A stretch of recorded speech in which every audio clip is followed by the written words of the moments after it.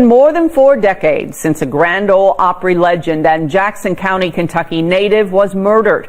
Today, David Stringbean Akeman would have turned 100 years old. In the world of country music, the stage often hides the shadows that lurk beyond the spotlight. Few stories prove this more chillingly than that of David Stringbean Akeman, the banjo-picking comedian who made America laugh on the Grand Ole Opry stage, only to meet a fate so brutal it scarred Nashville forever. For decades, whispers swirled about why he was murdered, what the killers really wanted, and what investigators uncovered after his death. Now, nearly 50 years later, the mystery of Stringbean's final night is finally solved. But the truth isn't the kind of justice fans prayed for. It isn't a story of closure or peace. Instead, it's a revelation of greed, wasted lives, and tragedy so senseless it leaves a scar that time could never heal. This is the haunting story of the Stringbean mystery, and why the answer is far worse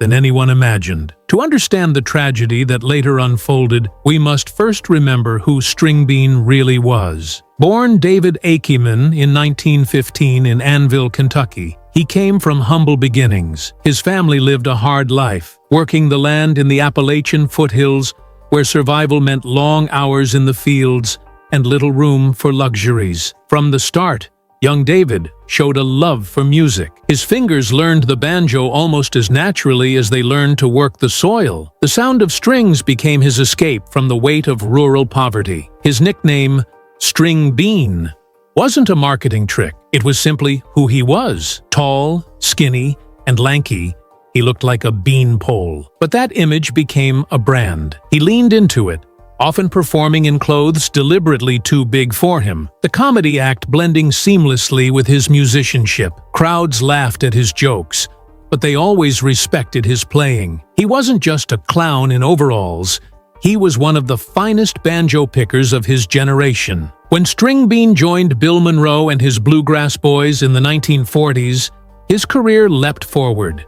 He stood shoulder to shoulder with the father of bluegrass himself, helping shape a genre that was still being invented. Yet while Monroe moved on to fame, Stringbean remained a man of simple pleasures. Fame was never what he chased. It was the music, the laughter, the connection with ordinary folks who saw him as one of their own. By the 1950s, Stringbean had become a staple on the Grand Ole Opry. Every Saturday night, Nashville audiences cheered as he bounded on stage with his banjo and oversized shirt, delivering a mixture of slapstick comedy and lightning-fast picking. He wasn't polished like some of his peers, and he didn't pretend to be. He wore his country roots proudly. The Opry needed him because he embodied tradition, the spirit of the mountains brought to life. But behind that comedic stage persona was a man of contradictions. Though he stood before thousands and played with joy, he lived quietly, cautiously, even suspiciously when it came to the modern world. Friends described him as kind, loyal, and funny, yet also deeply private. He never trusted banks, and it was well known in Nashville circles that Stringbean often carried large amounts of cash. To him, paper money was safer in a pocket than in a vault guarded by strangers. That habit, harmless at first, would later prove to be his downfall. At home, he was no celebrity. He and his wife Estelle lived in a modest cabin in Ridgetop, Tennessee. They enjoyed a slow-paced life of fishing, gardening, and visits with close friends. Stringbean loved hunting trips and relaxing evenings on the porch. Despite having fame and steady work at the Opry, he preferred simplicity. And that very simplicity, paired with his distrust of banks, created a dangerous vulnerability. Rumors began to circulate that Stringbean had hidden thousands of dollars at home. Whether the stories were exaggerated or not, they began to take on a life of their own. Those rumors would reach the ears of desperate men who saw not a beloved entertainer, but a target. For them, Stringbean's simple way of life became an opportunity, and in time, that opportunity would turn into bloodshed. As Stringbean's star rose higher in the 1960s and 70s, his life remained curiously unchanged. While fellow Grand Ole Opry members were moving into bigger houses, buying luxury cars, and investing in modern lifestyles, Stringbean kept his modest log cabin in Ridgetop, Tennessee. He drove simple vehicles, wore the same style of oversized clothes on and off stage, and seemed entirely uninterested in showing off wealth. To the public, it made him charming and authentic. To those who knew him personally, it revealed a man who valued peace and privacy far more than possessions. But there was one habit that set him apart and eventually painted a target on his back: his distrust of banks. Stringbean had lived through the Great Depression. He had seen banks collapse and wipe out savings overnight. For him, no amount of persuasion could erase that memory. He believed banks were traps, and that the only safe money was the kind you could touch with your hands.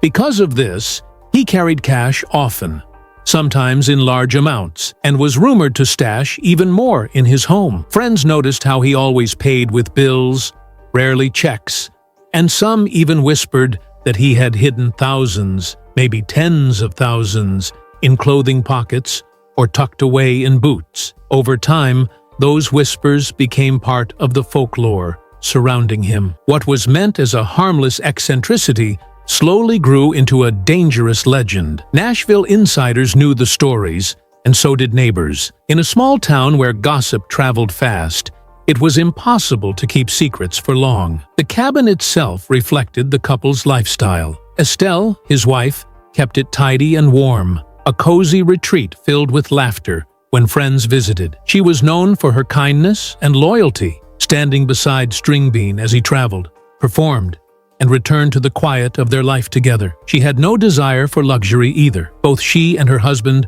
were happiest fishing at the creek or tending their garden. Yet even as they lived simply, the cash-hoarding habit grew more dangerous. Neighbors began speculating about how much was really hidden in the cabin. Some said $20,000, others believed $50,000 or more. In truth, no one knew for sure, but the rumors gave the impression that the Akemans were sitting on a fortune disguised under old coats and floorboards. In a city like Nashville, filled with musicians, roadies, and drifters, such rumors were bound to reach ears hungry for opportunity. And when they did, the image of Stringbean shifted. No longer was he only the lovable comedian on stage. To some, he became a man sitting on unguarded treasure. That transformation from entertainer to target would ultimately cost him everything. Fame had given Stringbean joy, but his refusal to trust the modern world and the secrets he held inside his modest home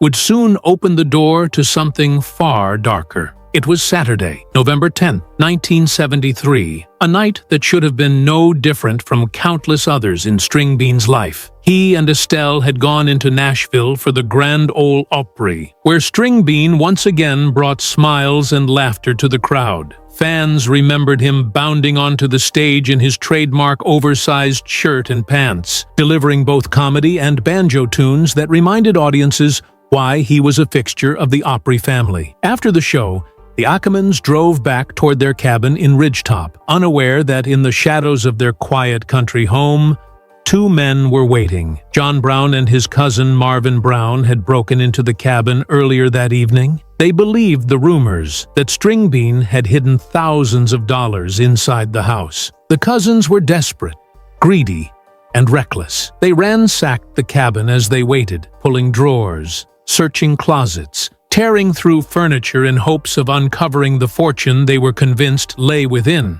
But they found little, and as time dragged on, their frustration grew. When the Akemans' headlights finally appeared down the road, the Browns were already armed and ready. As Stringbean and Estelle walked up the front steps, they sensed something was wrong. The door was ajar. Inside, the house was disturbed. Stringbean entered first, and in that split second of realization, the Browns struck. A gun was raised, and the beloved banjo player was shot near the doorway, his body collapsing to the ground. Estelle screamed and tried to run, but she never made it far. One of the cousins chased her outside, firing another shot that ended her life instantly. In a matter of moments, the cozy home that had been filled with laughter and music was drenched in silence and blood. The killers fled quickly, hoping their violent act had secured them the hidden wealth they had long dreamed of. But they were wrong. Their search had turned up almost nothing. They had slaughtered 2 innocent people for scraps, leaving behind a scene so horrifying that when fellow Opry members discovered the bodies the next morning, they were left shaken to their core. The country music world awoke to headlines that seemed unthinkable. Stringbean Akeman and his wife murdered in their own home. For fans, it was a devastating shock. For friends, it was the loss of one of the kindest and most genuine men they knew. And for Nashville, it was a wake-up call that fame and fortune, real or imagined, could attract predators to even the most humble doorstep. The murders of Stringbean and Estelle Akeman sent shockwaves through Nashville, and the investigation began immediately. Police swarmed the little cabin in Ridgetop, gathering evidence, photographing the scene, and piecing together the sequence of that horrifying night. Word spread quickly among the Opry community, and fellow performers like Grandpa Jones were among the first to arrive at the crime scene, only to be met with the devastating sight of their dear friends' bodies. Investigators quickly realized this was no random act of violence. The killers had been lying in wait, and the house showed clear signs of ransacking. Drawers were overturned, furniture was torn apart, belongings were scattered everywhere. It was obvious the motive had been money, fueled by the long-standing rumors that Stringbean kept cash hidden at home. Within days, suspicion fell on 2 local men already known to police, cousins John and Marvin Brown. Both had criminal pasts, and more importantly, both were aware of the rumors about Stringbean's supposed fortune. Witnesses recalled seeing them nearby, and soon, more damning evidence surfaced. Some of Stringbean's stolen belongings were found in their possession. The Browns had been reckless, and their arrogance led investigators straight to them. Arrests were made, and the trial that followed exposed the gruesome details of the crime. Prosecutors laid out the timeline: the break-in, the hours spent ransacking the house, the ambush, the murders, and the panicked escape. The evidence was overwhelming, and both men were convicted of first-degree murder and sentenced to life in prison. Yet, even with justice seemingly served, many questions lingered. How much money had they actually found? Why commit such cold-blooded murders for what turned out to be so little? The case left a bitter taste, not only because of the brutality, but because of the senselessness. Nashville's music community mourned deeply. The Grand Ole Opry, usually a place of joy and laughter, was filled with sorrow and fear. For the first time, performers began to truly question their safety. Fame, once seen as a blessing, now seemed like a dangerous beacon to those willing to kill for money. The investigation closed with the Browns behind bars, but the deeper mystery, the question of just how much had been lost, and why the Akemans had been targeted so relentlessly, remained. And in the years to come, new revelations would prove that what the killers thought was a fortune had only been the tip of the iceberg. Years after their convictions, the truth about what really happened that night began to surface from within prison walls. John and Marvin Brown, once so cocky and convinced they had struck a jackpot, found themselves trapped in the slow grind of life sentences. Over time, prison stripped away their bravado, and the weight of their crime began to gnaw at them. One of the cousins eventually spoke, revealing chilling details that only confirmed the horror of that night. He admitted they had gone into the cabin fully believing that Stringbean had tens of thousands of dollars hidden away, a fortune by their standards. They had heard the rumors for years, and the thought of that money had grown into an obsession. But what they actually found was far less than they expected. Pockets of cash, yes, but nothing close to the riches they had imagined. Fueled by anger and fear of being caught, they chose violence over retreat. Stringbean was shot down in cold blood, and Estelle was executed for no reason other than being a witness. The confession revealed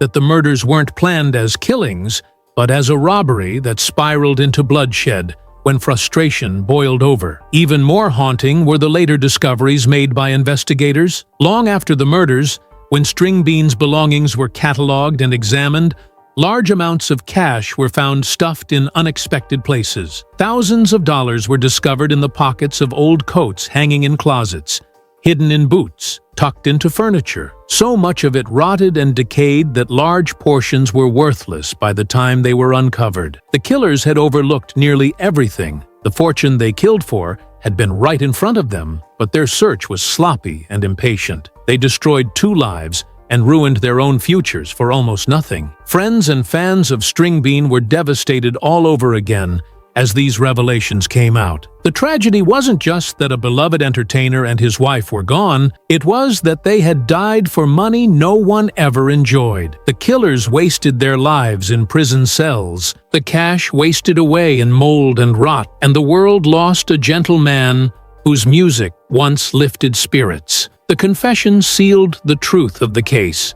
Greed and desperation had led to murder, but in the end, the prize they sought was a cruel illusion. It was a crime as pointless as it was brutal, and the bitterness of that truth only deepened with time. In the months and years after the murders, the Akeman's cabin became not just a crime scene, but a haunting reminder of the life they had built and the tragedy that ended it. When family and close friends began sorting through Stringbean's belongings, they discovered the rumors about his distrust of banks were not only true, they were understated. Hidden away in the most ordinary of places, they found cash, not in safes or strong boxes, but in the pockets of old coats hanging in closets, rolled up inside boots, tucked away in corners, and stuffed deep into furniture that looked worn and simple from the outside. In some places, the bills had decayed, rotted from years of neglect, their value destroyed by dampness and time. Thousands of dollars were reduced to worthless scraps of paper, a heartbreaking reminder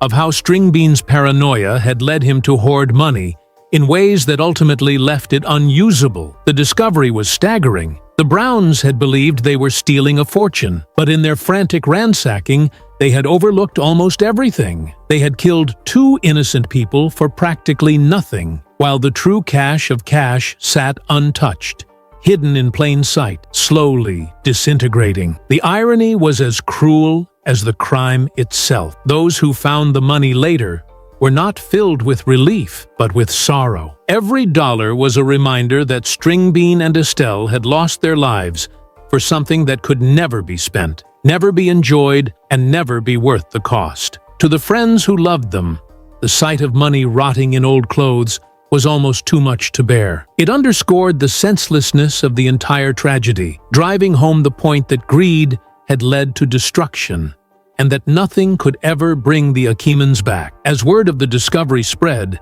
it deepened the pain felt by fans and the Opry community. This wasn't just a murder, it was a story of waste, both of human life and of the very treasure the killers had sought. Stringbean's caution, born from distrust of banks, had protected his money from thieves, but it had also made him a target. And in the end, his killers left empty-handed, while his hidden fortune rotted away unseen. The murder of Stringbean and Estelle Akeman didn't just shatter their friends and family, it cast a long shadow over the entire Nashville music community. The Grand Ole Opry, a place usually filled with laughter, joy, and the sound of fiddles and banjos, now carried a sense of unease. Artists who once felt safe traveling home late at night or welcoming strangers into their lives suddenly began to question everything. For many, the lesson was clear.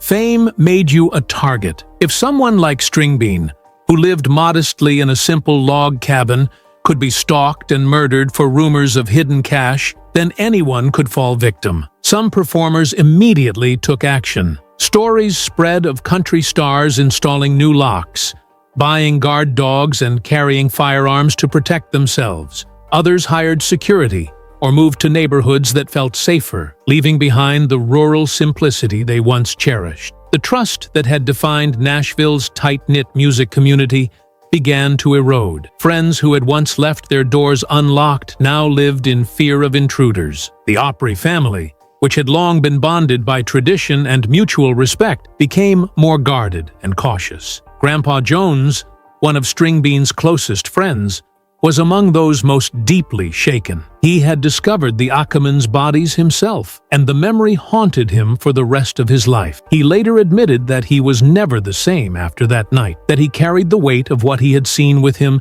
every time he stepped on stage. Others echoed that sentiment. The laughter at the Opry felt more fragile, more forced, as if a part of its innocence had been stolen forever. Fans, too, were shaken. The news of the murders made national headlines, and people across America were stunned that such brutality could touch the world of country music. For years, the Stringbean case was held up as a cautionary tale about greed, vulnerability, and the dangers of living too openly. Parents warned their children, neighbors whispered about safety, and performers began to rethink the way they lived. In many ways, the night of November 10, 1973, marked the end of an era. Before Stringbean's death, the Opry had felt like family, a safe space where stars mingled with fans and where the doors of Nashville homes were often left open to friends. After his death, the doors closed, the locks clicked shut, and fear became an unwelcome but permanent member of the community. Nearly 50 years after the murders, the story of Stringbean Akeman remains one of the darkest chapters in country music history. But in recent years, the final pieces of the puzzle have been placed, and the mystery can finally be considered solved. What emerged is not a tale of riches uncovered or long-hidden conspiracies revealed, but something far more unsettling: the brutal truth that Stringbean and Estelle died for almost nothing. Investigators and historians now agree that the motive was as simple as it was senseless. The Brown cousins believed the folklore that Stringbean kept a fortune inside his modest cabin. They were driven by greed, convinced that one night of violence would make them rich beyond measure. Instead, their reckless search turned up only small amounts of cash, a pitiful reward for the destruction they unleashed. Later discoveries confirmed what the killers had missed: thousands of dollars hidden in clothing pockets, stuffed inside boots, or tucked away in furniture. But most of that money was ruined, decayed by time and neglect, rendered useless long before it was found. In essence, Stringbean's distrust of banks had not only failed to protect him, it had doomed him. The very paranoia that kept him hoarding cash at home had made him a target, and in the end, his killers destroyed his life without ever enjoying the prize they sought. For the Browns, the truth was no better. They wasted the rest of their lives behind prison walls, trading freedom for regret, serving endless years for a crime that never paid. Their arrogance and cruelty led them to believe they could outsmart justice. But instead, they became a symbol of how greed corrodes the soul and leads only to ruin. For Nashville, the crime became a permanent scar. The Grand Ole Opry never forgot the shock of losing one of its own so violently. For decades afterward, performers spoke about the fear that settled over them, how they no longer trusted strangers, how they began locking doors and guarding their homes. Even today, the Stringbean case stands as a turning point, the moment when country music lost its innocence and learned that fame, even wrapped in humility, could invite deadly envy. Fans who loved Stringbean for his humor, his banjo-picking, and his gentle nature were left heartbroken, and the decades that followed only deepened that grief as more details emerged about the pointless nature of the crime. What hurts the most is the futility of it all. Stringbean and Estelle's lives were stolen, the killers' futures destroyed, and the hidden money left to rot in silence. No one benefited. No one gained. It was a tragedy that consumed everyone involved and left behind only pain. Today, when people speak of Stringbean, they remember his laughter, his oversized clothes, his banjo ringing out on the Opry stage, and the joy he gave to millions. But they also remember the lesson his death left behind, that unchecked greed, fueled by rumor and desperation, can destroy not just lives, but entire communities. The Stringbean mystery is no longer a mystery at all. It has been solved, and the answer is one of the most sobering truths in country music history. This wasn't a story about a treasure uncovered, but about how a false promise of wealth led to senseless violence, and that, perhaps, is the most painful revelation of all. Stringbean's legacy will always be tied to his music, his laughter, and his place in the Opry family. But his tragic end remains a reminder of how fragile life can be when shadows of greed creep into the light. The case is solved, but the truth isn't good. It never was.